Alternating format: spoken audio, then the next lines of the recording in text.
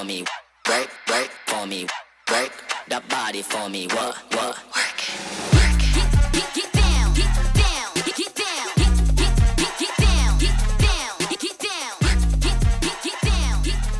get down, work it. What's up, everybody? It's Lars, Wolfe, and behind me is the number 23 Nissan Rally JUKE manual all-wheel drive swap project, and I am finally coming to you with the next installment. I know it's been a while, and I even threw out a teaser here just recently. There's a lot of work to be done on the rally car behind me, but this is kind of the big project, and I kind of want to have it done before next rally season, which is this year's coming to an end in 2024, and it looks to be 2025 before this car is going to see the stage. So right here we got the all-wheel drive gearbox. I've gone over some parts and pieces with you guys before. And a lot has surfaced since we spoke last. I have started fitting pieces. The engine is out of the car now. Actually, it's right here next to us. And there is some work that needs to be done to it, primarily in the cooling system and the turbo manifold. I'm going to be doing some heat shield and some revamping of the cooling system. But the main focus is the manual all-wheel drive swap. So what has come up? Well, when I started fitting parts and pieces, I started noticing some distinct differences between the two-wheel drive gearbox and the all-wheel drive gearbox, besides the obvious of being, two-wheel drive to all-wheel drive. So that's what I want to kind of go over today. I'm going to go over some parts that I had to purchase and some differences, fundamental differences in the gearbox that really kind of slowed me down. All right, so what are we looking at? Well, there's a lot.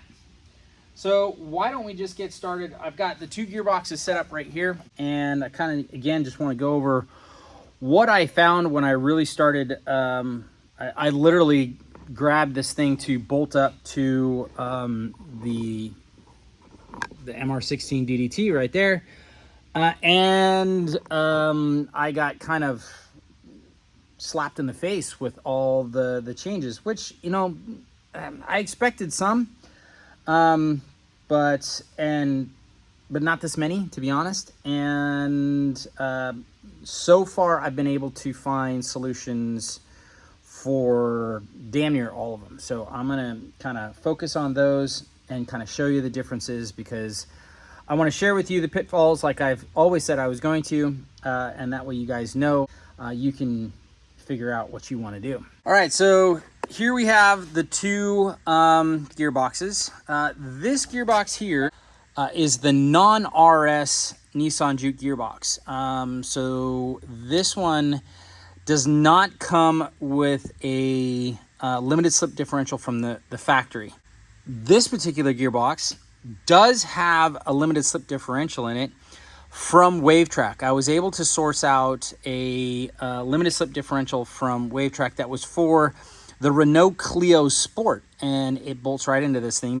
The first thing I saw when I started putting this thing together was, of course, the shift linkage. So let's kind of start there.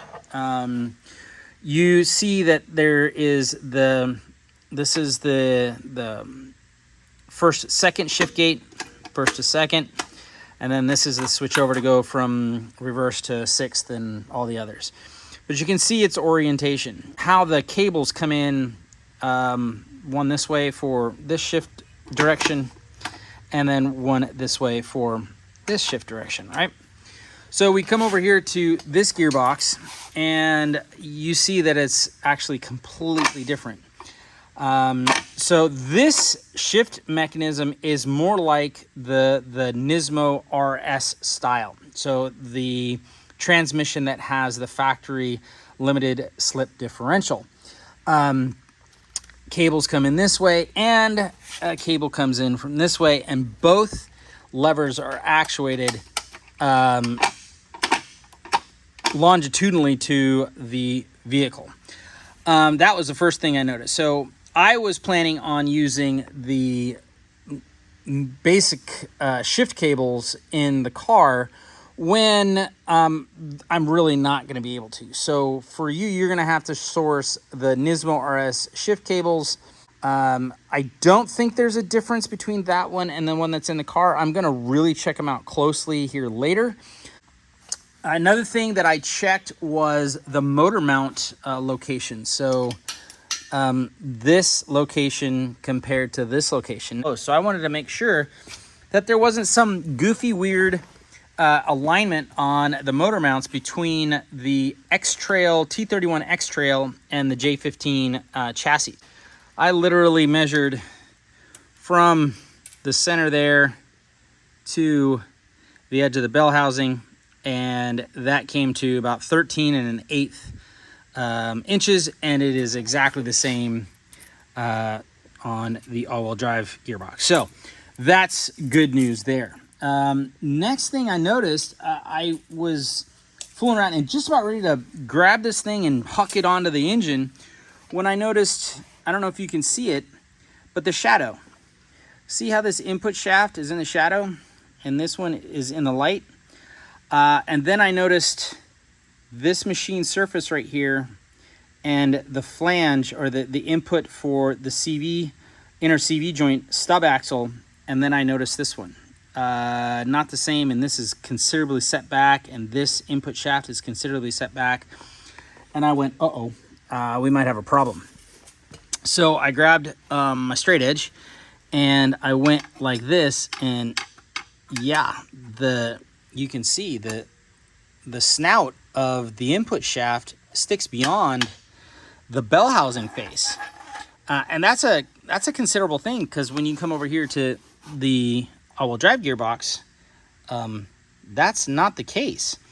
So I really started worrying, what's the flywheel and clutch assembly going to be like, and what is the axles? The axles really became a focus of my problem. So I took some time and I started different ways of measuring how much does the clutch disc splines in here made up with the splines on the input shaft. So the first thing I did was I took like a big socket and I put it in here like this, and then I took my straight edge and I put it up against here, and I took some zero measurements with it all put together, and then I measured it out to the bell housing face. And then so I was able to calculate what the depth was from this point to this point, which, if my readings were right, let's see, bear housing face to input shaft, 57, I think it's 57 mil from there to there. And so then I took that measurement and I measured from the face here down here with my micrometer and using this little bit of straight edge. And I was able to compute that that disc basically mates all the way down to this here, taking the full 43 millimeters of spline engagement, which I expected it to be 100%. So then I came over here and go, well, what am I going to run into here? Well, there was a couple of things that happened. One, along with this shaft being set back from the bell housing face, so was the throwout bearing. So I actually took the throwout bearing and went to my CAD program, and I came up with a spacer, because if it's all bolted together, the flywheel and everything are sitting this much further this way. I computed it out to about just under 13 mil. I think this is like 12.75 or something like that. Bolted it all back together and got the exact same measurement from the bell housing, from this face to the throwout bearing face, as I did from this face to this throwout face. And the throwout bearings are exactly the same on all models. So my first worry was that the clutch disc here was not going to engage this splines enough. And so again, I did some measurements and I found out that you can just barely see that paint mark there. That's how much of the disc engages the spline shaft. and it's about 85% engaged. Now, that's the biggest risk. And I know some of you are going to be going like, what the heck, man, that's pretty huge. But at the same time, I've been working on this for so long. This has never been done before. So the research I've been able to find is that there is a difference part number wise between the flywheel and the clutch and clutch disc for the MR16 and the MR20. So I'm willing to take that chance and just bolt it together with 85% spline engagement, and if it breaks, it breaks. Once I got that kind of, or past that mental block of willing to take that risk, the rest kind of started to fall in place.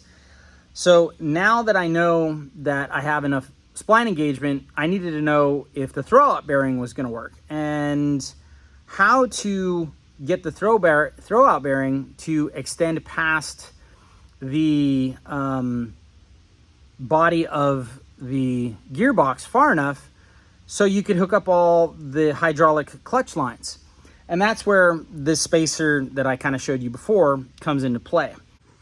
All right, so here we are on the throwout bearing side of things, and you can see this is the setup that I have. Now, I'm doing things a little bit differently because I'm running a pedal box on the race car, and so I have a different hydraulic setup as far as how to get the pressure to the throwout bearing.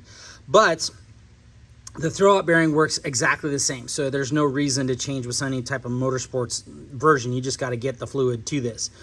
So what I had to do is I had to take the throwout bearing and I had to move it this way, which took this nipple here and it moved it that way, 12 mil, about that far, which would probably cause some fastening issues. So you can see this all engages, and this engages to that point, or no, yeah. That point right there. Actually, I'm going to get this thing out of the way. It engages the O-rings. So what I had to do was figure out, and you can see, if I would have moved this in 12 millimeters, it would put this thing like here. So that didn't work. So what I had to do was machine this little piece right here, which basically is right here. And then take some measurements and machine up a new one. Chucked it up on the lathe, cut some flat surfaces, and you can see I just engaged it, and it's a little bit longer, so it sticks out the body of the transmission. Then I'm able to connect a -3 line to it, and it goes out to the pedal box. So again, I'll come back to it real quick. I had to space the throwout bearing this way because, as you can see, it's deeper over there, or I had to match this dimension from here to there. I had to match it over here. So yeah, that's what I did. And again, it was really cool to have a 3D printer because I was able to print up a couple different versions of this and test fit everything and get my dimensions correct and these holders correct for the OEM throwout bearing to seat real nice and snug into, and I really enjoyed that process. But anyways, I'm happy with the clutch setup. I'm happy with the linkage setup. The next hurdle on this thing is the axles. Because I messed up on this next part, and it was a pretty big mess up. So I'm gonna pause, reposition, and then we'll get back to it. So stand by. When I ordered those axles from Japan, I misread the parts catalog, and since then I have found my mistake, and I ended up getting the gearbox in place. Went to stab the axles, and they were loosey-goosey. It was a hot dog down a hallway. There were no engagement. So I was like, what in the heck just happened? Come to find out, I accidentally ordered the axles from a CVT, all-wheel drive Xtrail. No! But in that lesson, I've been able to really figure out how to make the axles that I got basically work for much less than what they would charge you for the correct axles from Japan.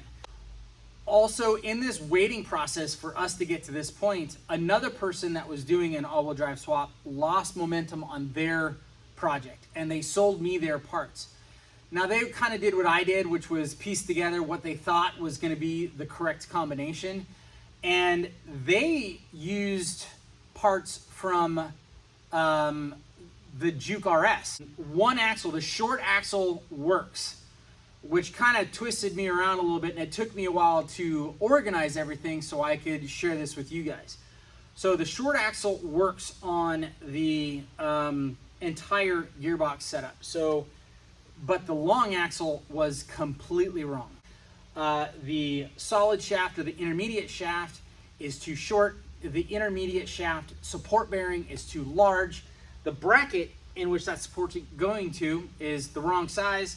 Just to kind of give you a reference, these two brackets are the support bearing, intermediate shaft support bearing brackets that both bolt to the MR16. And you can see this is the RS and this is the non-RS, or just the standard 6-speed that you can get in a lot of Jukes.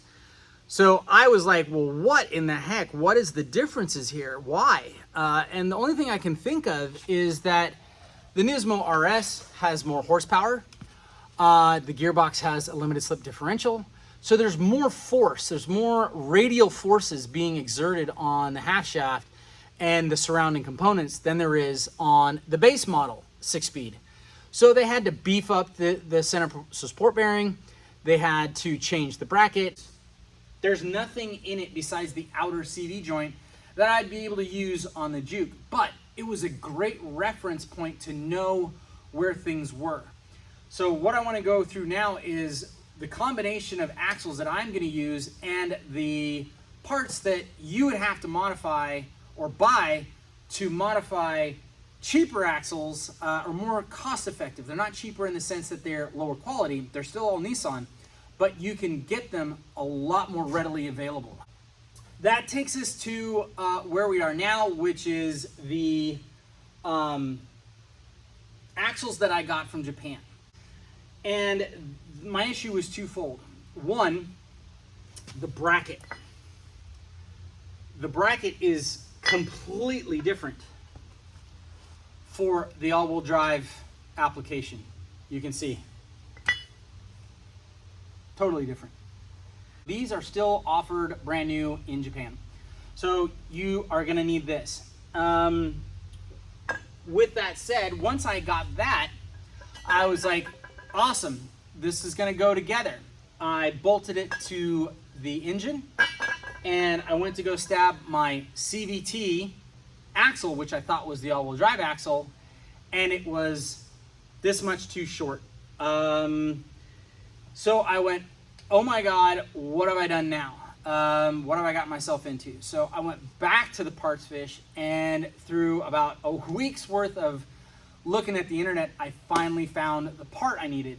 And I was able to get it from eBay. This company right here, Febest. You can look them up on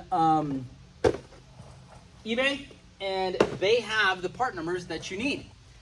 Now, what part did I get? That was this intermediate shaft that I showed you earlier. But this has the correct inside CV joint design, the correct diameter of a center support bearing, and the correct length to take up that offset that you saw that I've referred to several times so far. Now, I thought to myself, I go, well, if that axle is different, I would need another inner CV joint for the short side. So I went and ordered one of those. Oops. So these parts are available in the United States. Why? I think, I don't know why, but they are. So here are the axles. This is the non-RS axle. This is the RS axle. This is the Xtrail T31 CVT all-wheel drive axle. And then this is the inner CV joint. It all comes assembled in the kit for a T31 Xtrail manual all-wheel drive gearbox. Now, with that being said, what do we have to do for our axles?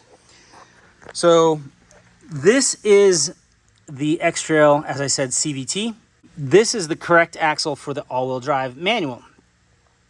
So what you have to do is that you have to take the shortest axle, the CVT all-wheel drive axle, and put it in this cup.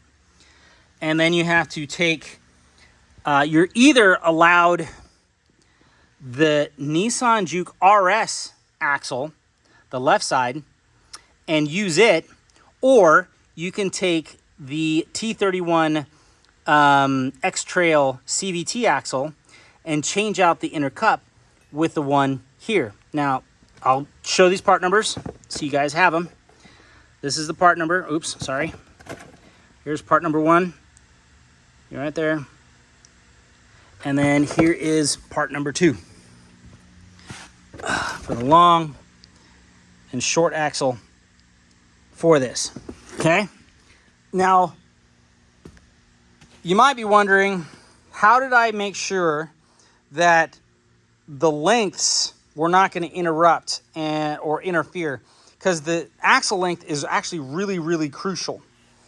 So what I did was bolted up the two-wheel drive gearbox back up to the MR16 DDT, put the non-RS support bracket on the engine, and re-stabbed the axles into the gearbox and took some measurements. So what I did was this. Here, I'll show you.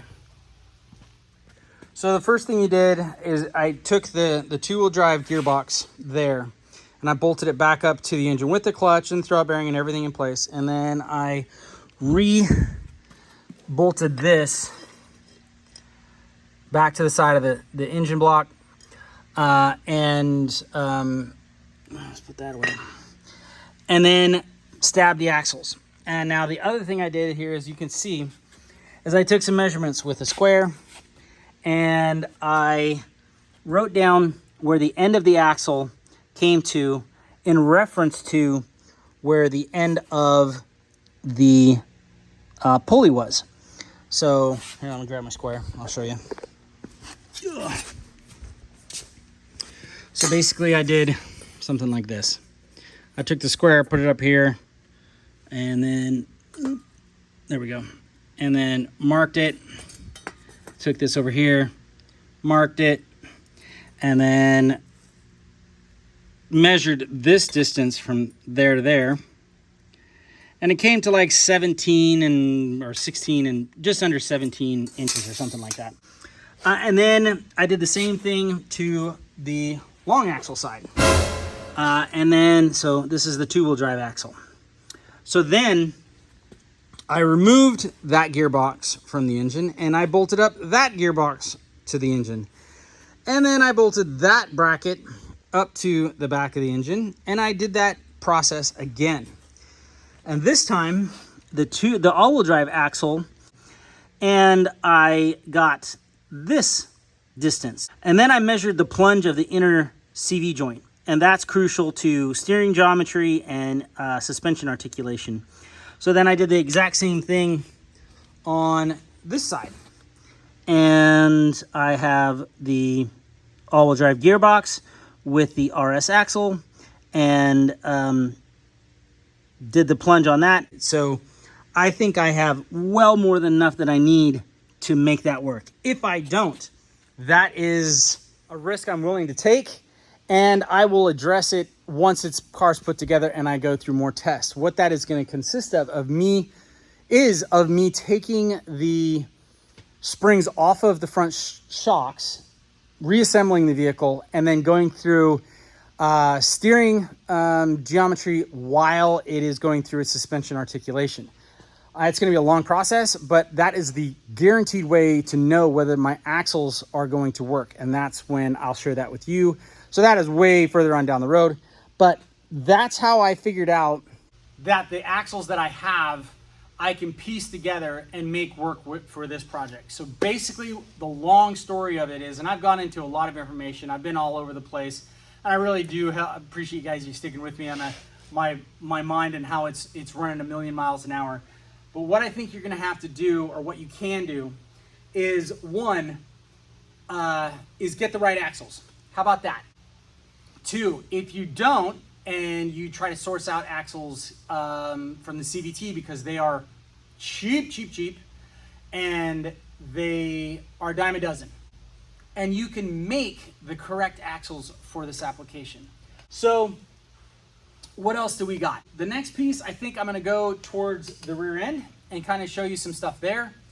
And then we'll come back to the engine. I'll bolt up the gearbox and I'll show you the last couple things that need to take place there. And that is going to be the end of this episode. It's been really, I know it's been really long. So I'm going to take this time right now. If you're still sticking with me, I really do appreciate it. Hit that subscribe button, like, follow, share, all that stuff on all the other social media that this is going to be posted on. That way, when I post the next one, which is going to be some assembly process in the car, you'll get notified and you'll be able to be the first one to watch it. And I promise it'll be sooner than later. I promise. I am getting back into this. I feel a lot better about myself and life is slowing down a little bit.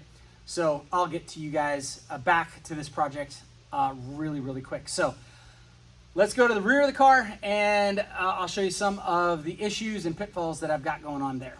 So let's go. All right, as you can see, I'm just sweating up a storm out here. So I pulled a fan over here to kind of blow some air on the whole project. So if the fan gets too loud, I really do apologize, but it's getting to be unbearable in here. So I want to retouch on something up there with the brackets right there. Sorry. This is, again, the bracket that you're going to need to make this all-wheel drive swap a reality. If you guys do go through this, remember that you're going to need this as well. This is the axle center support bearing retaining bracket. I thought I was going to be able to use one of these with from the US version, but they don't align at all, zero. So best just to get this. I think this is like a $14 part, so just get it along with this and then you'll be set to go. It takes two 8x125 bolts and you'll be dialed in. So sorry, I meant to mention that when we were up there, but I didn't want to leave it too long. So yeah, make sure you get that piece.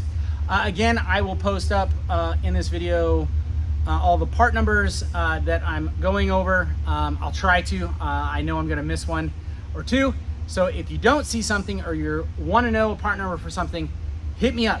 Ask in the comments below. I will post it up to you personally, and then I'll edit my description and put the part numbers that are needed. So I really do appreciate you guys' input. But yeah, let's keep going.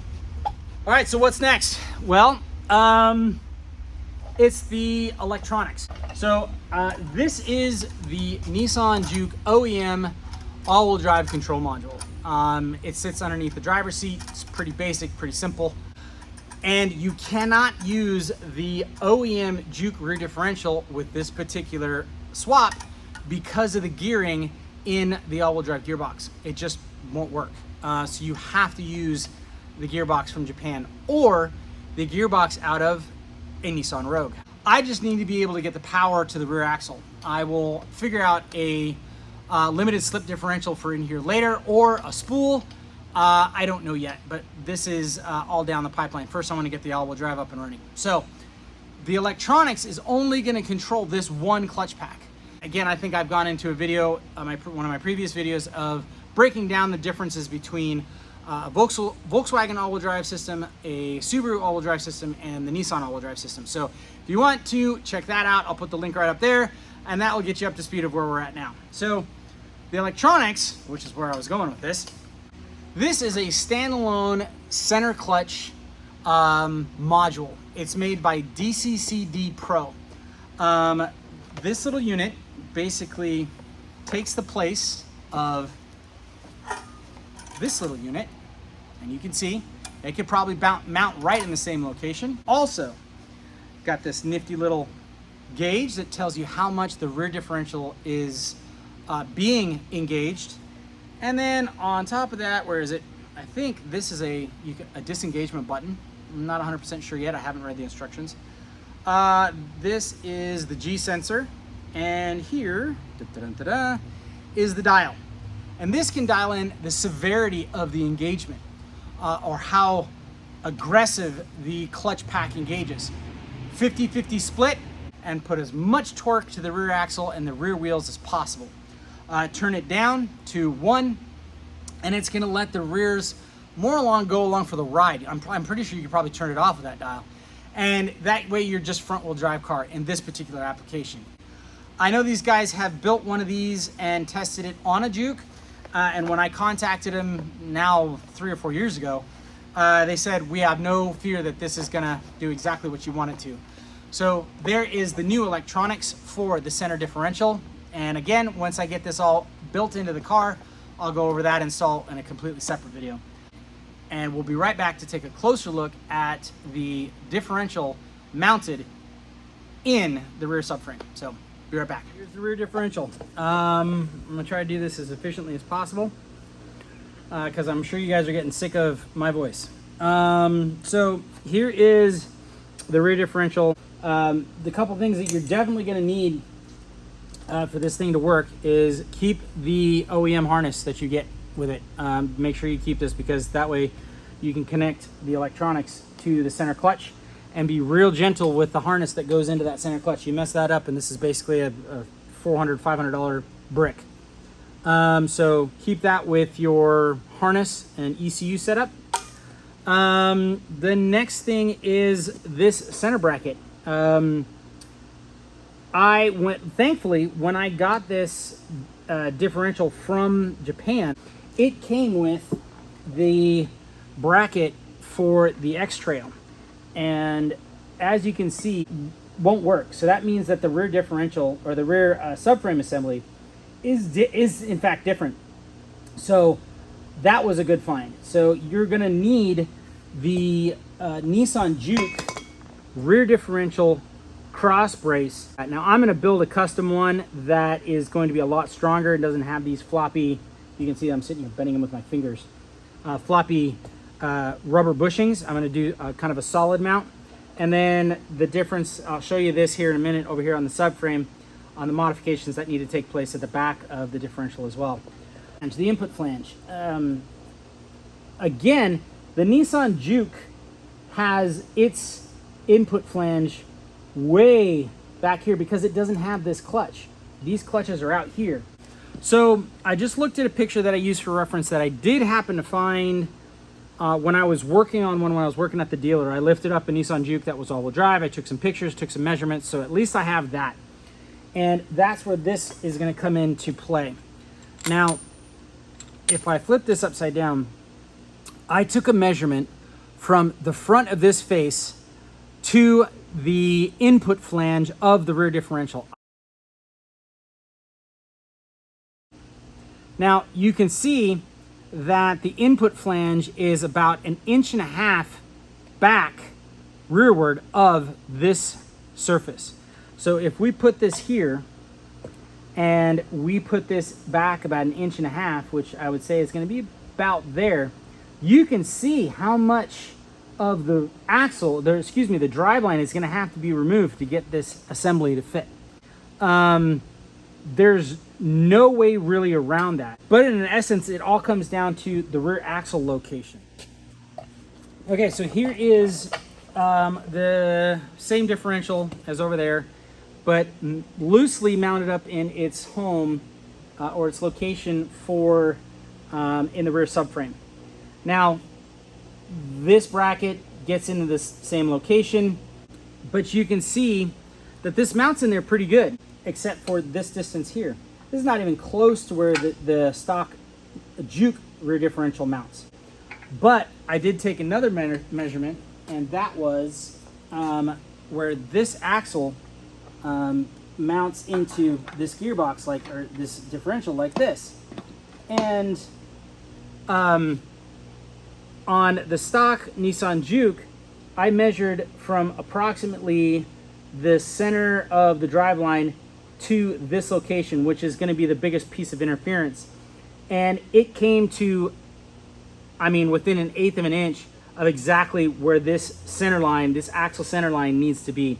So I thought about, I could build a custom bracket to move this back, but that would move these axles back here like this, and maybe cause other issues. Now, I still might do that, but I won't know whether I'm going to do that until I get a quick test fit of bolting this in here, bolting that in the car. But this is going to be its general home and location until further notice. All right, that is about that. I'm gonna jump over here to the clutch setup and the shifting setup. Okay, so here we go.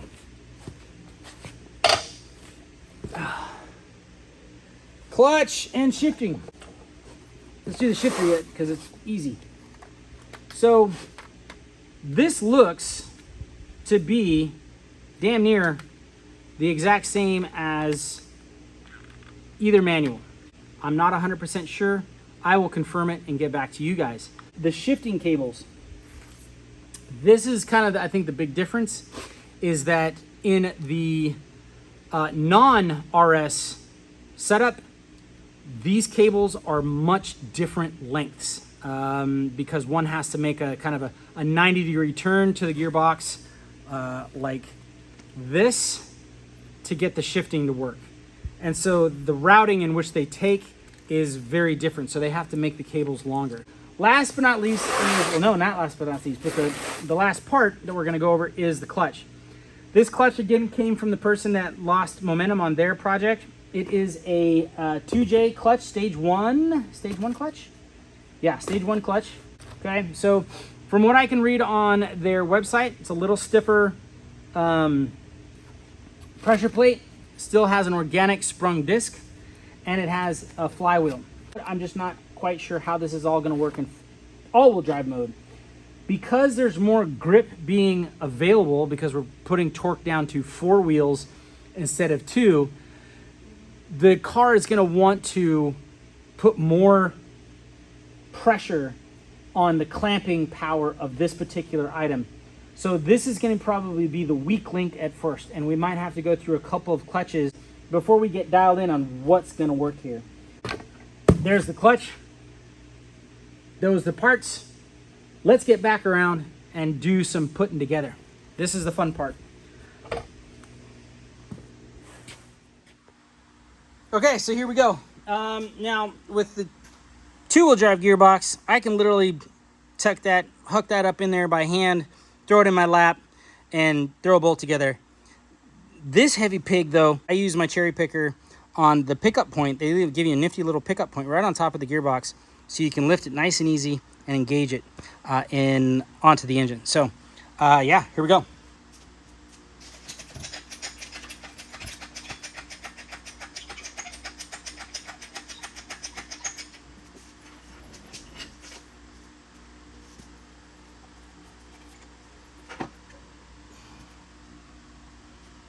A little high. Lowers down a bit.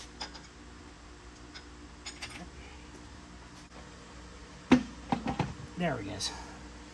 And then we grab just this bolt up here so it's not hanging on the input shaft and unnecessary weight on the internal bearings. There. That is that. We can take the load off of it. So there we go. That's what it looks like all mounted up. See, easy peasy. Yeah. There's more to go. So now we come over here. Now we're going to mount up that axle bracket, which is more than just an axle bracket. This is the last little tidbit that I found, but I'm glad I found it. So again, this is the bracket for the 2-liter. There is differences between the MR16 and the MR20.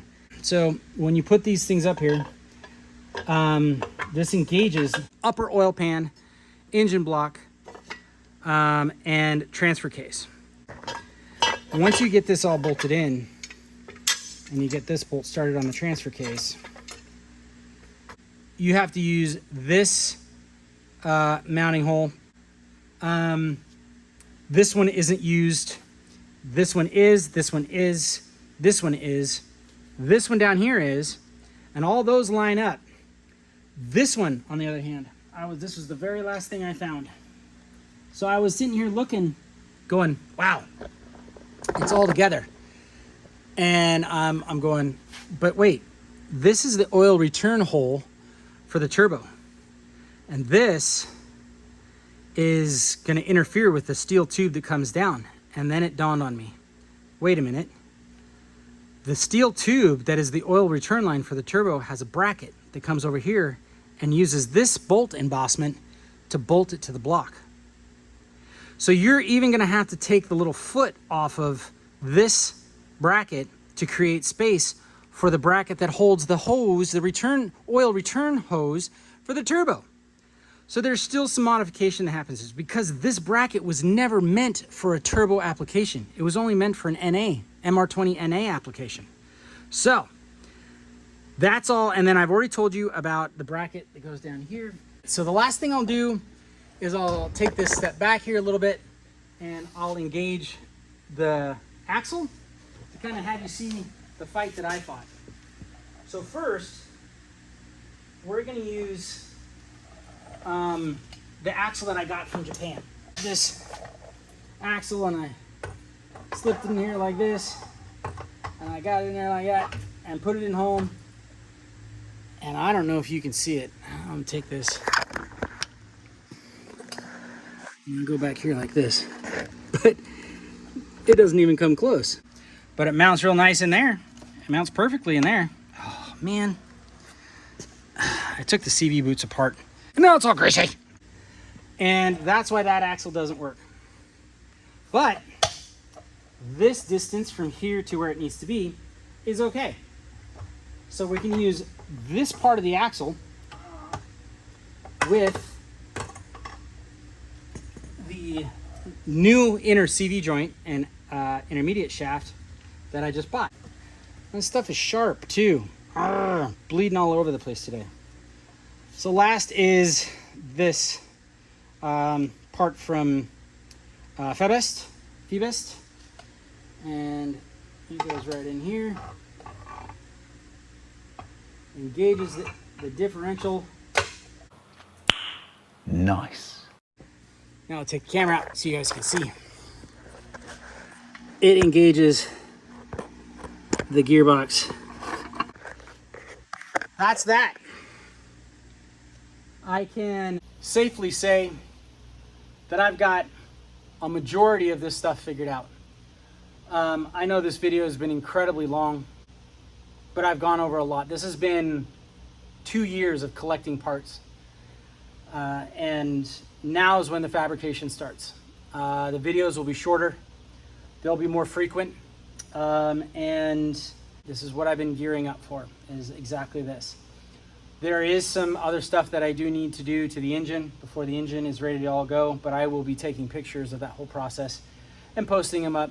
I do have to get back online and start posting stuff up on Instagram. So everyone, there it is. If you have any questions, do not hesitate to put them in the comments below. I'll get to every single one of them as fast as I can. Hit that like, follow, share button.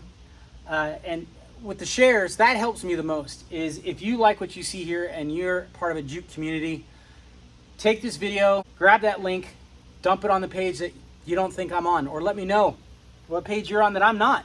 If you don't see me post this up, let me know. I want to get as many eyes on this project as possible. I'm getting stoked for it and excited for it, so I'm really looking forward to it. So yeah, there we go. Man, busy times. Anyways, everyone, that's all I got for you right now. There will be more soon, as well as I will try and remember part numbers. If I miss one, hit me up in the comments, tell me, hey man, what's the part number? And I'll be gladly just respond to you in a DM. or on the comments, and then I will edit my description and put whatever I missed in the description. So remember, keep the shiny side up, the dirty side down, press on regardless. Life's a race. Drive hard. Take care, everyone. Break the body for me. What? Work it.